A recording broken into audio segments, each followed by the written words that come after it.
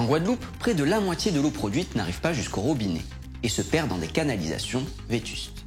Face à ces défaillances, des tours d'eau solidaires sont organisés. L'eau est coupée dans certains quartiers pour permettre à d'autres d'être approvisionnées. Mais certaines zones restent régulièrement à sec, comme l'explique Jean-Philippe Ardenois, consultant numérique sur l'île.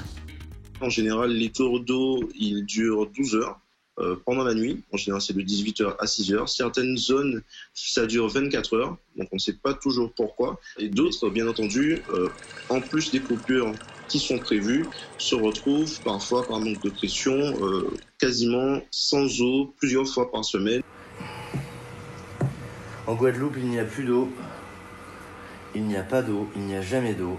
Lorsque l'eau n'est pas disponible 24 heures sur 24, la plupart des personnes, qu'est-ce qu'elles font? C'est le principe de la bouteille en plastique, donc dans laquelle on met de l'eau. Donc il y a des personnes qui en ont des dizaines chez eux, en attente d'une coupure éventuelle.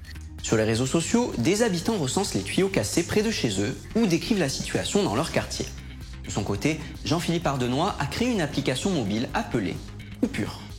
C'est une application que j'ai fait de façon bénévole qui permet de recevoir des notifications un peu avant les coupures programmées et qui permet aussi soi-même de remonter des informations, notamment entre les usagers qui peuvent échanger des signalements de coupure d'eau, recevoir aussi des notifications lorsque quelqu'un à proximité signale une coupure et bien entendu s'organiser. Parce que ne pas avoir d'eau, c'est quelque chose de très embêtant au quotidien.